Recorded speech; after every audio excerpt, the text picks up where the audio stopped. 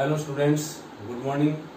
कक्षा 12 के समस्त छात्र छात्राओं का अभिनंदन करता हूं, स्वागत करता हूं। प्रिय विद्यार्थियों, अभी हम गद्य भाग पढ़ रहे थे। गद्य भाग हमने पूरा समाप्त कर लिया। आज हम नए सिरे से शुरू करेंगे पद्य भाग। पद्य भाग में भी ये 4-5 लेसन शुरू के अंग्रेजी माध्यम के विद्यार्थियों को नहीं पढ़ा पाया, बाकी हिंदी माध्यम के विद्यार्थी को लगभग पढ़ा चुका हूं। आप भी एक बार पूरे तन्मयता से, हिंदी माध्यम के छात्र भी वापस इनको सुने और अंग्रेजी माध्यम के छात्र पूरे भाव से इसको ध्यान रखें और सुने।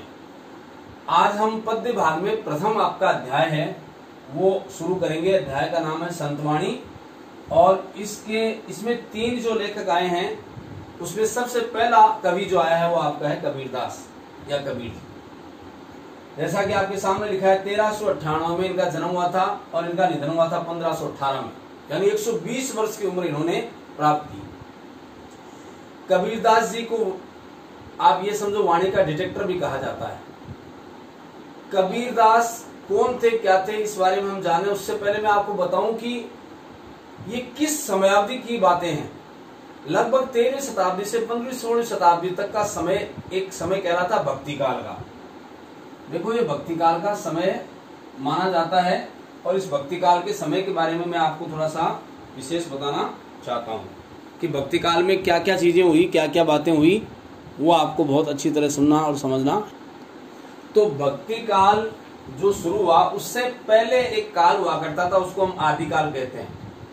आदिकाल को वीरगाथा काल के नाम से भी जानते हैं। देखो, भक्ति काल क्यों प्रारंभ हुआ, क्या आवश्यकता पड़ी। कहते हैं आदिकाल के समय जो रचनाएं हुआ करती थी, सबसे आदि कवि के रूप में सरहप्पा या कणहप्पा को मानते हैं। आदिकाल में जो रचनाएं रची गई उसके बाद में उसको वीरगाथा काल क्यों कहा गया, क्योंकि उस समय राजा महाराजा हुआ करते थे, उनमें साम्राज्यवादी नीति होती थी। चक्रवर्ती राजा बनने के चक्कर में एक राजा दूसरे पर आक्रमण करता और उसको अपने अधीन करने का प्रयास करता। ये सब चलता, संघर्ष होते, लड़ाइयां झगड़े होते, युद्ध होते, लेकिन आम जनता उसमें पिस जाती, आम जनता के लोग उसमें मारे जाते। वो राजा के पास अपनी गुहार लेके जाते तो भी कोई सुनवाई नहीं होती। ऐसी स्थिति में आम जनता पूरी तरह त्रस्त हो गई, दुखी हो गई। तो किसकी शरण में जाएं?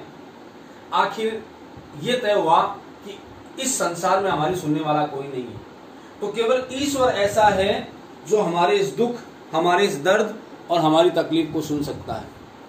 इस भाव के साथ जब ईश्वर की शरण में जाने लगे, ईश्वर को स्मरण करने लगे, तो उस समय भक्ति काल में ऐसे कवि पैदा हुए जिन्होंने भक्तिमय रचना लिखी। आप देखो, भक्ति काल में सूरदास है, तुलसीदास है, मीराबाई है, रैदास है, दादू दयाल है, ये सब रसखान है, ये सब भक्ति काल के प्रमुख कवि माने जाते हैं। मैं आपको एक बार शॉर्ट में ये बताना चाहता हूं कि भक्ति काल का उद्भव हुआ, उसमें किस प्रकार की भक्ति होती थी। भक्ति काल का जो हम बात करते हैं तो उसमें 2 धाराएं चली। कितनी धाराएं चली? 2। एक धारा थी, इसको हम कहते हैं सगुण भक्ति, सगुण भक्ति धारा, और दूसरी धारा थी, उसको हम कहते हैं निर्गुण भक्ति धारा। ये 2 प्रकार की धाराएं चली। हम पहले कबीरदास को पढ़ रहे हैं, इसलिए मैं आपको उसका थोड़ा सा बैकग्राउंड बता रहा हूं कि कहां से हम शुरू करें, क्या कर रहे हैं, कहां पढ़ रहे हैं। सगुण भक्ति धारा में भी 2 प्रकार के मार्ग चले या 2 प्रकार की भक्ति हुई। एक जो भक्ति थी वो थी राम भक्ति धारा, ये राम भक्ति धारा। दूसरी थी वो थी कृष्ण भक्ति धारा, ये सगुण भक्ति। यदि अब हम बात करें निर्गुण भक्ति की,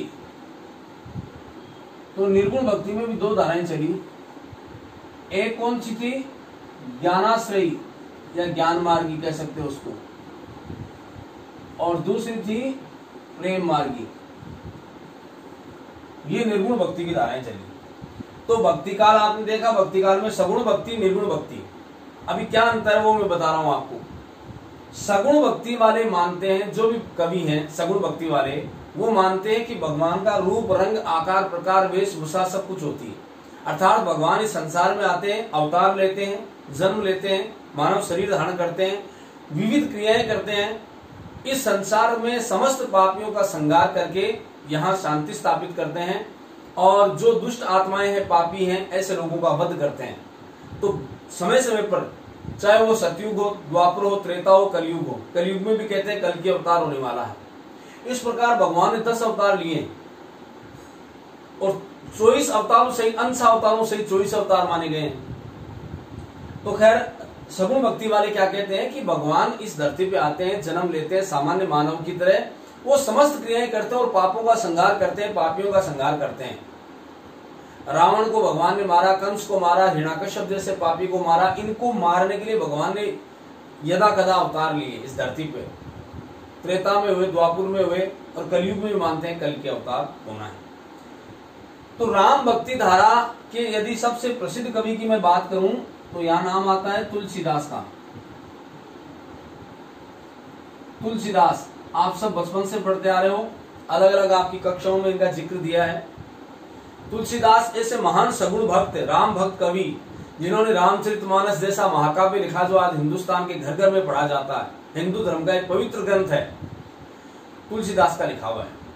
रामचरितमानस, कवितावली, दोहावली, बरवे रामायण, रामलला नेछु, जानकी मंगल, पार्वती मंगल, विनय पत्रिका, ये किसकी रचनाएं? सब तुलसीदास की।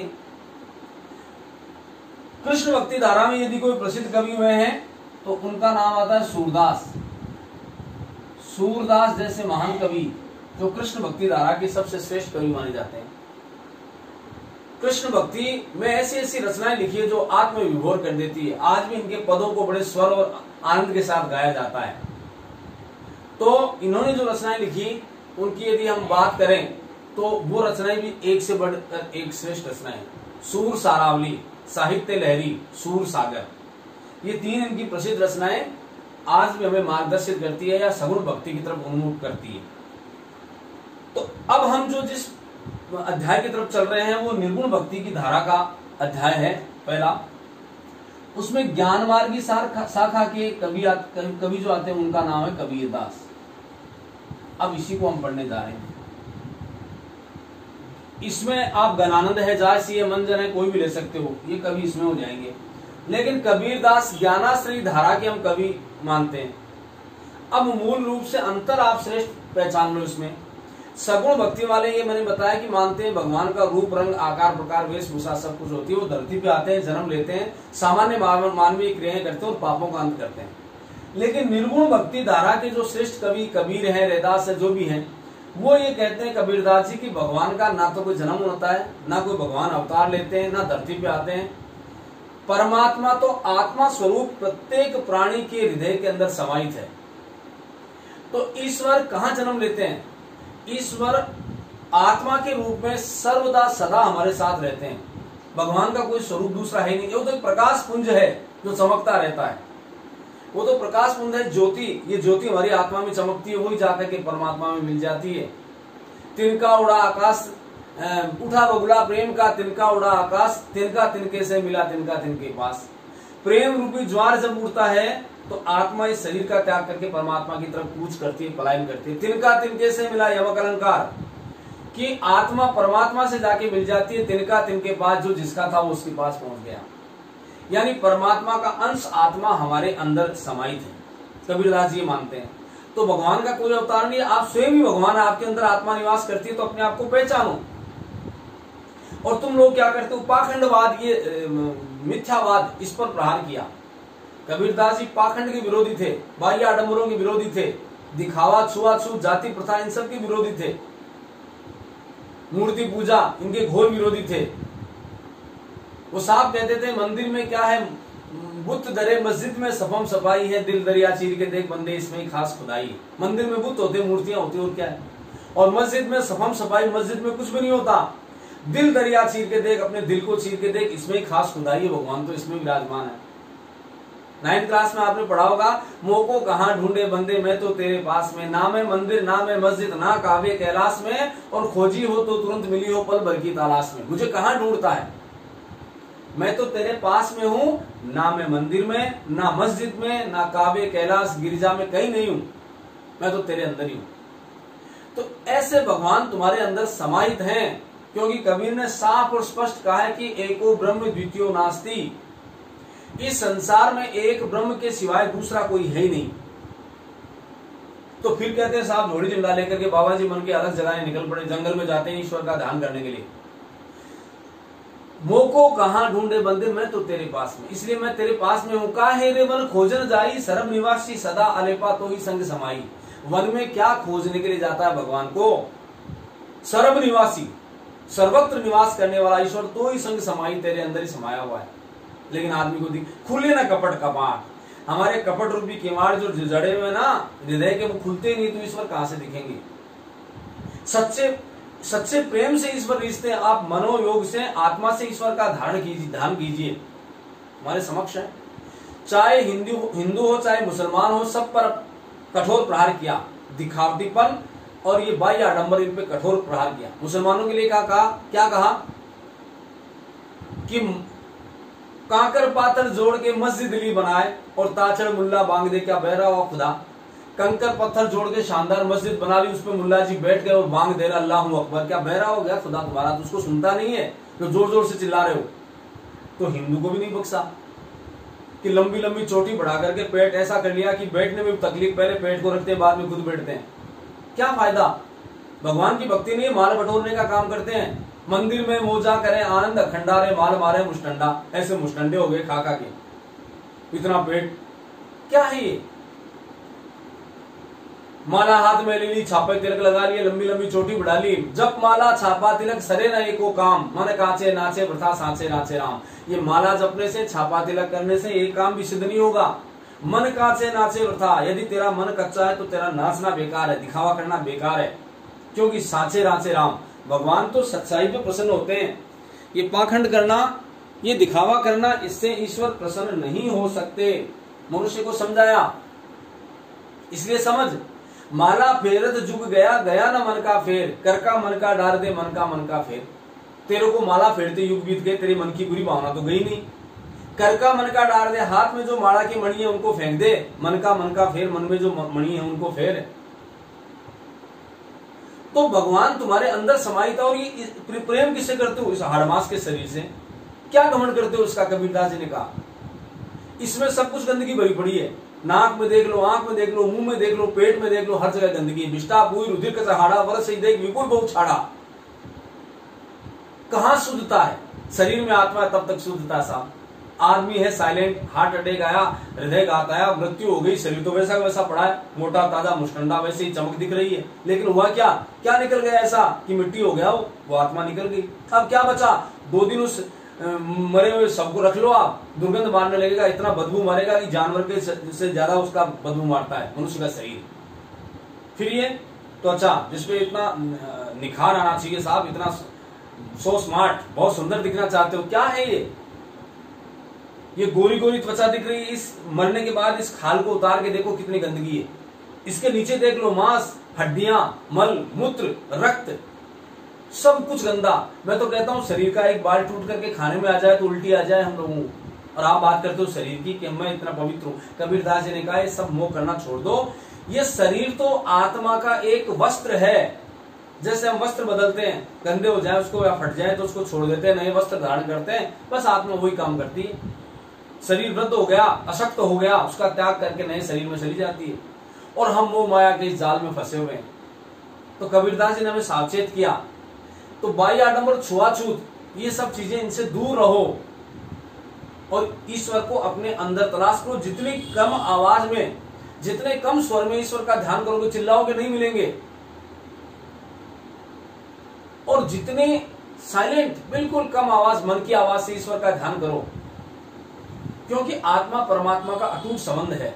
कुछ समय के लिए धरती पर यह आत्मा आती है, शरीर धारण करती है, वापस परमात्मा में मिल जाती है। तिनका तिनके से मिला, तिनका तिनके पास, जो जिसका था उसके पास चला जाता है। फिर कैसा घमंड, कैसी बातें। भक्ति ऐसी करो, मंदिर में मत जाओ, पूजा करने के लिए मत जाओ। देखो हम सब सगुण भक्त है, ध्यान रखना प्रिय विद्यार्थियों, हम सभी भक्ति भी करते हैं, मंदिर में भी जाते हैं, मुसलमान भाई मस्जिद में भी जाते हैं, सब लोग अपना अपना काम करते हैं।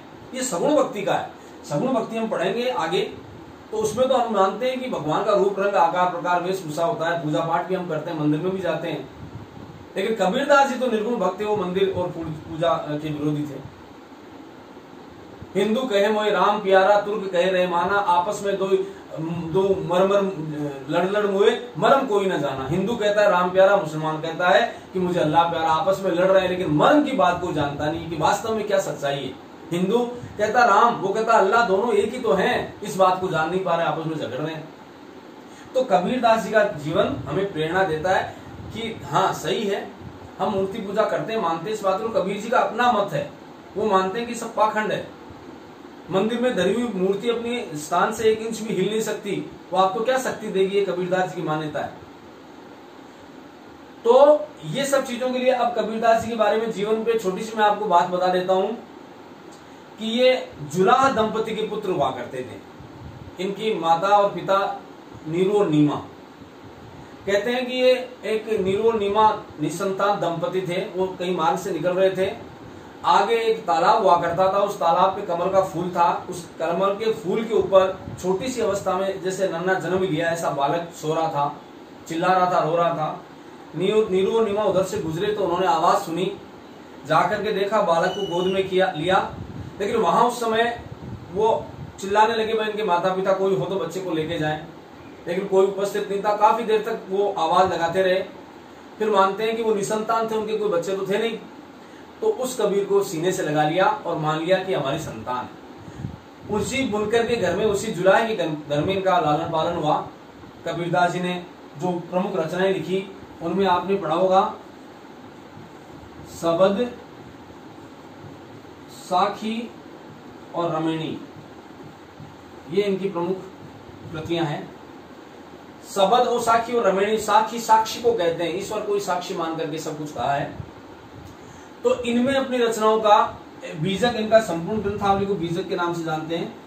तो ये जो है, इसमें इन्होंने जो किया है, लिखा है, वो यही बताने का प्रयास किया है कि मनुष्य को आत्म परिचय करना चाहिए, अपने को पहचानना चाहिए। वाहियात बातों में आडम्बर, छुआछूत, कौन ऊंची जाति का कौन नीची जाति का, जरा यहाँ थोड़ा सा काट करके देखो, खून वही हिंदू का है, वही मुसलमान का है, वही सिख का, वही ईसाई का है, वही ऊंची जाति वालों का है, वही नीची जाति वालों का है। कोई अंतर नहीं मनुष्य में, हम सब ईश्वर की संतान है, लिहाजा हमें कोई प्रकार का अंतर नहीं रखना चाहिए। ये हमें ज्ञान की बात कबीरदास ने बताई। तो कबीरदास का लालन पालन नीरू और नीमा ने किया। एक किंवदंती मान्यता है कि जब वो बड़े हुए, उन्होंने कई रचनाएं लिखी। कहते हैं जब 1518 में इनका निधन हुआ था तो इनका जो मृत शरीर पड़ा हुआ था, हिंदू और मुसलमान झगड़ा करने लगे। हिंदू कहने लगे कि हम इसको जलाएंगे, ये हिंदू है। मुसलमान कहने लगे कि हम दफनाएंगे, ये मुसलमान है। जब काफी लाठियां तन गई, झगड़े की नौबत आ गई, तब कहते हैं आकाशवाणी हुई और आकाशवाणी में ये कहा कि भाई आप क्यों झगड़ते हो, आप यही तो चाहते हो कि ये हिंदू है या मुसलमान। आप एक काम करो, ये जो मृत शरीर पे कपड़ा लगा इसको हटा दो, इसके नीचे जो कुछ मिले उसको आधा आधा बांट लो। कपड़े को हटाया गया, नीचे क्या देखते हैं कि वहां कुछ पुष्प पड़े हैं। हिंदू और मुसलमानों ने प्रणाम किया, दोनों ने पुष्प उठाए, वहीं अर्पित कर दिए भगवान के निमित्त। तो इन्होंने जीते जी संदेश दिया और मरने के बाद भी किसी प्रकार का ये नहीं होने दिया कि हिंदू मुसलमान या कोई भी जाति का संघर्ष हो। प्रेरणादायी कवि थे। चलिए मैं सीधे चैप्टर से आपको जोड़ने का प्रयास करूंगा। अभी जो आप चैप्टर पढ़ेंगे उसमें बहुत सुंदर सुंदर संदेश हैं, लेकिन एक बार जो संक्षिप्तीकरण दिया उसको मैं आपको बता देता हूँ। जन्म के बारे में मैंने बताया 1398 और निधन 1518 में। एक कबीर का ध्यान रखें कि ये बहुदेववाद के विरोधी थे। ये बहुदेववाद क्या है कि बहुत से देवताओं को मानना। हिंदू, मुस्लिम, सिख, ईसाई अलग अलग देवताओं को मानते हैं। कोई क्या रहीम को मानता है, कोई ईसा को मानता है, जीसस क्राइस्ट, कोई राम को मानता है। ये सब एक ही है ईश्वर, एको ब्रह्म द्वितीयो नास्ति। तो ये इन सब के तो भक्ति काल के वास्तव में एक श्रेष्ठ कवि माने गए हैं, निर्गुण धारा के। अब मैं सुनाता हूं आपको इसमें क्या लिखा है। हिंदी साहित्य की ज्ञानाश्रयी शाखा के प्रतिनिधि कवि कबीर भक्ति काल के महान समाज सुधारक थे। समाज में कुरीतियों को, अंधविश्वासों को, छुआछूत को, जाति प्रथा को, मूर्ति पूजा को, इन सब को दूर करने का प्रयास उन्होंने किया। तो देखो लिखा, समाज में व्याप्त छुआछूत, धार्मिक आडंबर, ऊंच नीच एवं बहुदेववाद का कड़ा विरोध करते हुए आत्मवत सर्वभूतेषु मेरी तरह ही सब हैं, मैं जैसा हूं वैसा ही हिंदू है, वैसा ही मुसलमान है, वैसा ही सिख और वैसा ही ईसाई, इन मूल्यों को स्थापित किया। कबीर की प्रतिभा में अबाध तेज था, तेजस्वी थे, वो प्रतिभाशाली थे। उन्हें पहले समाज सुधारक को बाद में कवि कहा जाता है। समाज में फैली हुई कुरीतियों को सुधारने का बीड़ा उन्होंने उठाया, इसलिए पहले उनको समाज सुधारक कहते हैं, बाद में उनको कवि कहा जाता है। आचार्य हजारी प्रसाद द्विवेदी ने कबीर को वाणी का डिटेक्टर भी कहा है। कवि ने अपनी सपाट बयानी, स्पष्ट कहना, सपाट बयानी एवं तटस्थता, न इधर की न इधर की, सही बात, समाज सुधार के उपदेश दिए। और इनके गुरु थे, उनका नाम था धर्मदास। ये धर्मदास के शिष्य माने जाते हैं, याद रखेंगे। धर्मदास इनके गुरु कहलाते हैं। धर्मदास माफ करना, इनके शिष्य कबीर के। इन्होंने इनके उपदेशों का संकलन किया और संपादन किया। इनके संकलन को मैंने आपको बताया बीजक कहा जाता है, और इसके जो हैं 3 भाग मैंने बता दिए, सबद, साखी और रमेणी। अब पाठ्य पुस्तक में जो दोहे दिए हैं, आज मैं वो दोहे आपको जितने भी संभव हो पाएंगे उनका अर्थ बताऊंगा, आप ध्यान से सुनेंगे। तो कुछ दोहों में सदाचार और मानवीय मूल्यों को अपनाने की प्रेरणा दी है। हमें सदाचार के साथ, मानवीय मूल्यों के साथ और बहुत अच्छी सोच के साथ जीवन में आगे बढ़ना चाहिए। तो ये पहले शुरू में आएगा। इसमें जीवन में त्याग की महानता को समझाया कि त्याग का क्या महत्व है। मानव को हंस की तरह नीर क्षीर विवेक रखना चाहिए। ये आगे मैं जब दुआ बताऊंगा तो उसका अर्थ भी समझाऊंगा। अभिमान त्यागने में सार है। साधु की पहचान जाति से नहीं, उसके ज्ञान से होती है। सत्संगति सार्थक होती है, दुरासा सर्पणी के समान घातक होती है। वाणी में कोयल जैसी मिठास होनी चाहिए। तो ये चीजें आपको अब इन दोनों के माध्यम से मैं आपको बताने जा रहा हूं।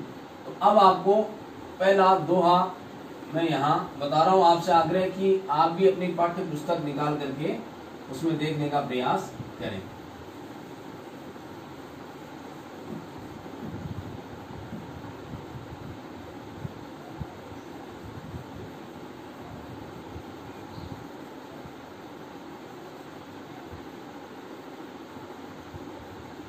दोहा छंद मैंने आपको अच्छी तरह बता दिया था कि दोहा छंद क्या है। अर्ध सम्मात्रिक छंद है, ये छंदों में बताया था। ये दो ही चलेंगे अब। अर्ध सम्मात्रिक छंद 13 + 11 कुल 24 मात्राएं होती है। 13 मात्राओं के बाद यति और 11 मात्राओं के बाद पूर्ण विराम, अंत में तुकांत होता है और गुरु लघु मात्राएं अंत में लगती है। ये मैंने बताया हुआ है। तो पहला दोहा मैं आपको यहां से बता रहा हूं, अब ध्यान दें। त्याग तो ऐसा कीजिए सब कुछ एक ही बार,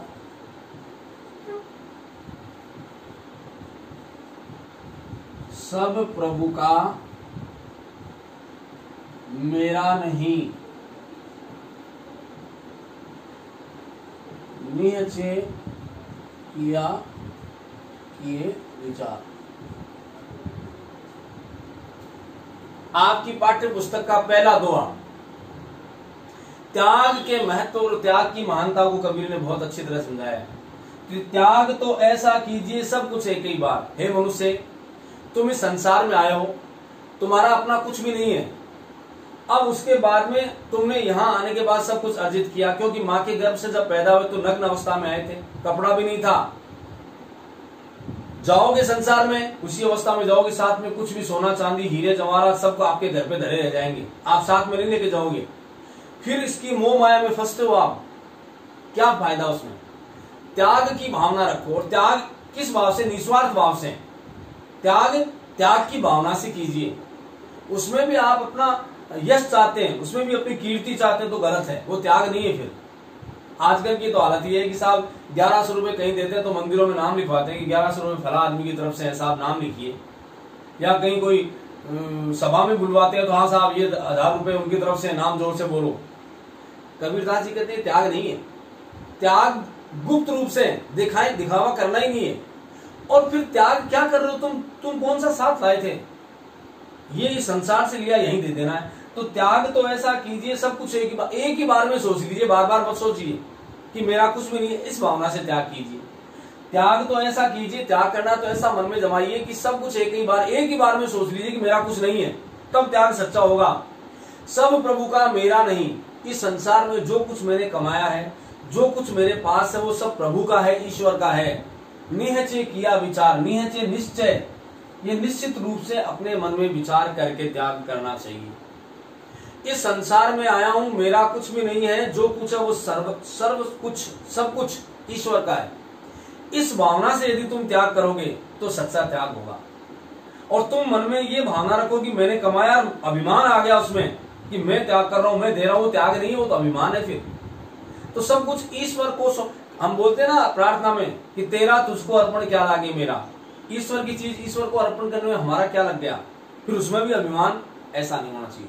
संक्षेप में कबीरदास जी कहते हैं कि आदमी को सब कुछ एक ही बार में मनोयोग से त्याग कर देना चाहिए। इसका मतलब ये नहीं कि सब कुछ छोड़ दे और फकीर बन जाए, झोड़ी झंडा ले ले। मन में ऐसा निश्चित कर लो एक ही बार में कि सब ईश्वर का है, तो फिर मुझे त्याग करने में संकोच नहीं होगा, या फिर मेरे मन में पीड़ा नहीं होगी, या मुझे नाम या यश कमाने की इच्छा नहीं होगी, कीर्ति की इच्छा नहीं होगी। तो एक ही बार में निश्चित कर लीजिए कि जो कुछ है वो ईश्वर का है। ये निश्चित रूप से मन में विचार कर लो, और वास्तव में सही भी है। हमने ना कुछ लाए थे हम साथ, ना कुछ लेके जाएंगे, तो ये सब ईश्वर का है, मेरा कुछ भी नहीं, ऐसा मन में विचार कर लेना चाहिए। दूसरा ये पहला पद था। दूसरा,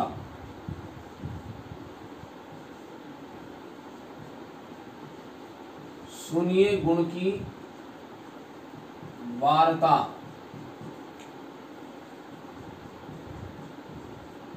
अवगुण लीजिए नाही।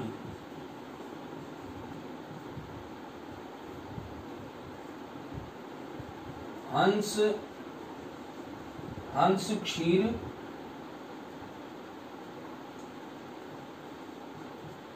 को गहत है,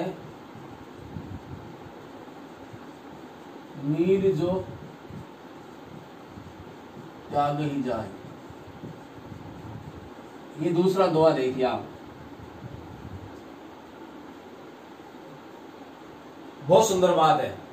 आदमी संसार में आया है तो इसमें ये सदाचार का बहुत अच्छा पाठ पढ़ाया हमें। आदमी को हमेशा गुणों को ही धारण करना चाहिए, अवगुणों का उसको साथ नहीं देना चाहिए। सुनिए गुण की वार्ता। वार्ता शब्द तद्भव है। ये वार्ता शब्द क्या है? तद्भव है। इसका तत्सम क्या होगा साहब? वार्ता। अब कई स्टूडेंट्स ऐसे भी जिनको ये पता नहीं कि तत्सम, मैं कई बार पूछता हूँ कक्षाओं में कि तत्सम और तद्भव में क्या अंतर है। ये बड़ी विडंबना है कि कुछ विद्यार्थी जवाब ही नहीं दे पाते।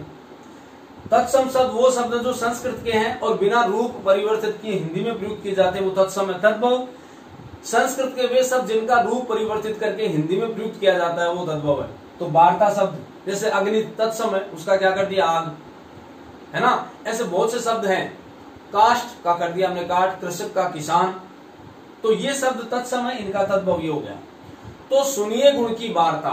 वार्ता कहते हैं वार्ता या बात, गुणों की वार्तालाप या गुणों की बात हमें सुनना चाहिए। अवगुण लीजिए ना। अवगुण वही अवगुण, तद्भव तत्सम क्या करोगे? अवगुण।